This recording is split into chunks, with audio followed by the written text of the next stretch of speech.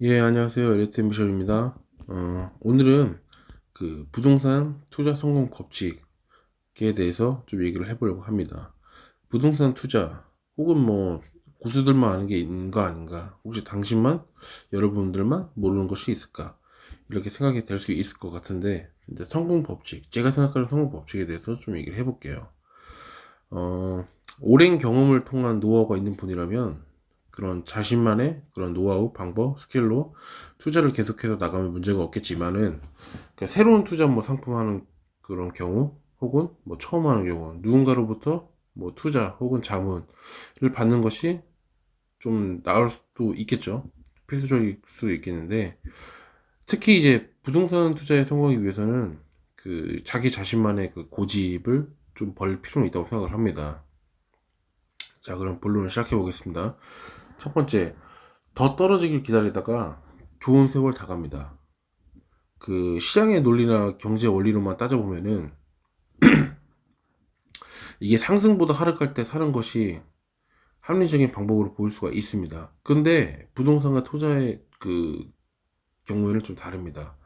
그러니까 집값이 떨어질 때는 더 떨어지길 기다리면서 그 아무도 안 살라고 합니다. 이 공포감 때문에 그렇게 살 수가 없습니다. 집값이 빠지는 시기에는 내가 사고 나서 더 떨어질까 무섭잖아요. 그렇게 살 수가 없고, 미분양될 아파트 살 수 있겠어요, 여러분?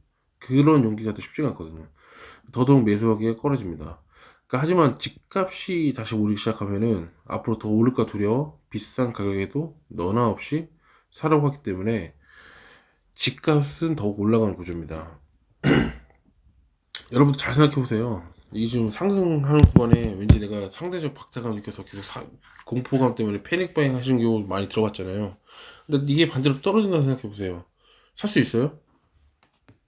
이런 거거든요. 그렇다면은 이 집을 언제 사는 것일까요? 당연히 가격이 상승할 때보다 떨어질 때 매수가 적기이긴 한데, 어, 시장은 예측할 수가 없습니다. 자, 그걸 알면은 뭐 신이겠죠. 자, 둘째, 세금 걱정은 돈 벌고 나서 해도 늦지 않다. 특히 이제 요즘에는 부동산 투자에 많은 세금이 따라 붙습니다. 뭐 취득세, 등록세, 부가세, 뭐 재산세, 종부세, 양도세, 뭐 나중에 뭐 증여하게 되면 상속세, 증여세까지 고려해야 되는데, 부동산 투자를 할 경우에는 반드시 이제 세금 공부를 병행을 해야 합니다. 그 와중에 절세 방법 찾아야 되고요. 계속적으로 룰이 바뀌잖아요. 규제, 법안 바뀔 때마다 꼼꼼히 챙겨야 되면서, 그래야만 내가 최대한 절세를 해야만 투자 성과를 극대화할 수 있습니다. 지금까지 세금 고증 때문에 투자에 나서지 못하고 있었던 건지 아닌지는 좀 되돌아 보시길 바랍니다. 혹시 제 주변에도 이런 분들이 굉장히 많아요. 뭐 사지도 않았는데, 심지어 뭐 자기 명의로 되지도 않았는데 뭐 양도세 걱정부터 하는 거예요. 자기가 뭐 실제 예를 들어서 집 거주하고 한 채가 있는데 또 한 채를 매수했어, 또 한 채 매수했어, 이거 세금 중과세 양도세 중과세 물어가지고 뭐 얼마 내고 얼마 내고 얼마 내면 뭐 이게 남는 게 얼마 아닌 것 같은데, 그런 걱정들. 그 사지도 않았는데 팔는 걱정, 양도세 걱정하는 게 제가 봤을 때는 정말 진짜 좀 답답한 케이스입니다.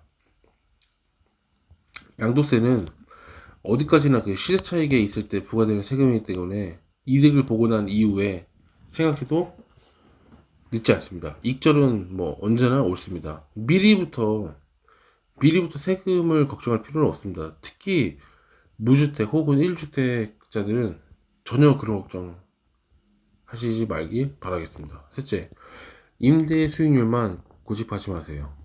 어차피 그 부동산 투자의 핵심은 시세 차익입니다.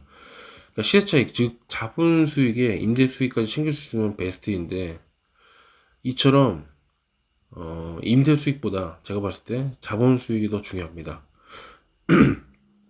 1억을 오피스텔에 투자하여 매달 50만 원 월세를 받는다면 대략 약 6% 임대 수익률이겠죠. 하지만 이 오피스텔을 5년간 보유했을 경우 만약에 가격이 떨어지거나 그대로일 수 있는데, 이럴 경우 시세 차익, 그러니까 자본 수익은 제로에 가깝습니다. 위에 이런 예시에서, 방금 말씀드린 예시에서 같은 돈을 아파트에 투자하여 월세를 받았을 경우 임대 수익에 더해 시세 차익까지 거둘 수 있으므로 일석이조입니다. 그러니까 투자 이런 어떻게 내가 전략할지 이런 것들은 나이에 따라 좀 바뀔 수가 있는데 보통 30대에서 40대까지는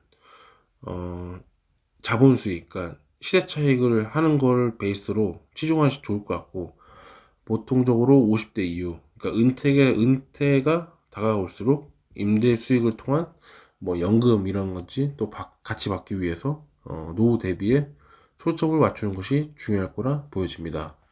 네 번째, 이성을 잃는 순간 투자는 실패합니다. 주변 지인이나 소개를 받는 인물 중에 저 사람 좀 잘 나간다, 저 사람 돈 좀 만졌다 싶은 사람들 말에 여러분들 쉽게 유혹당하는 경우 있을 겁니다. 묻지도 따지지 않고 그 사람 잘 아니까, 전문가니까, 잘 나가니까, 돈 좀 만졌으니까 그런 사람 추천이라고 덥석 투자했다가 나중에 팔리지도 않고, 보통 부동산이 큰 돈이잖아요. 큰 돈이 묶이는 경우가 있으니 기가 특히나 얇으신 분들은 특히 주의하십시오. 예, 그렇게 보면 될 것 같습니다. 어쨌든 이거는 부동산은 세금부터 해서 내가 어쨌든 책임지고 하는 거기 때문에 반드시 공부가 병행이 돼야 된다 라고 보시면 될 것 같고, 다섯 번째, 부동산이 많다고 좋은 것은 아니다. 그러니까 이 뭔 얘기냐면, 쓸데없이 이제 가치 없는 부동산 여러 개를 막 20채 30채 보유했다고 자랑할 게 아닙니다. 어떻게 그런 것보다는, 이거 가치가 없으면 사실 안 오르잖아요.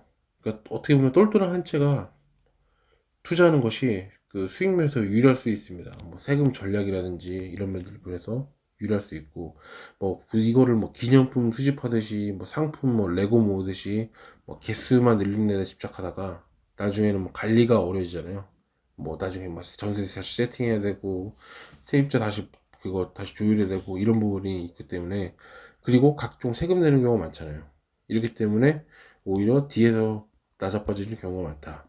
그래서 만약에 내가 부동산을 여러 개를 보유하고 있는데, 자기가 판단했을 때, 객관적으로 판단했을 때, 이게 미래 가치가 없다. 그러니까 미래 가치가 있으면 얘기 달라집니다. 근데 제가 말한 건 미래 가치가 없다는 기준에, 이거는 처분하는 게 맞고, 가감하게, 환승을 하는 게, 갈아타는 게, 그런 결단력도 중요할 것 같습니다. 근데 그러기 위해서는 내가 현재 갖고 있는 그런 자산 혹은 부동산들이 나중에 향후 미래에도 이게 가치가 있는 물건인지 아닌지를 검증을 해야죠.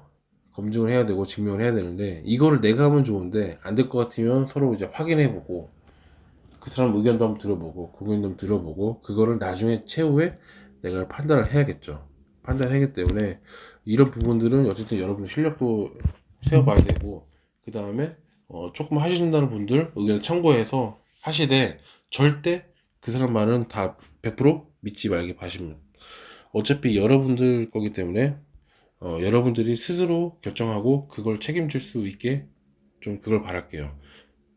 그리고 여러분들 반드시 이게 나중에 걱정할 일 있잖아요. 뭐 보유세라든지 양도세 중과 뭐 이런 부분들 쓸데없는 걱정입니다. 어쨌든 그런 나중에 시세 차익이 나서 그런 고민한다는 자체는 행복한 고민이에요. 고민은 이게 진짜 고민인데 행복한 고민이라고요. 그러니까 되게 안 좋은 고민이 아니잖아요. 내가 이거 언제 팔까? 이제 그거 가면은 어쨌든 돈은 벌긴 번 거니까. 가장 내가 세금을 덜 낼 때, 왜냐면 룰이 규제가 계속 바뀌니까 내가 세금을 덜 낼 때 파는 거니까, 그거는 그때 가서 결정할 일이지, 지금은 내가 돈을 매수한 시점보다 더 얼마큼 벌었냐 못 벌었냐 그거 가지고만 얘기하십시오. 예, 제가 얘기하고 싶은 거는 바로 어쨌든 그 마지막에 그런 얘기입니다. 일단 오늘도 영상 들어주셔서 감사하고, 더 좋은 영상 찍는 엘리트 미션 되도록 하겠습니다. 감사합니다.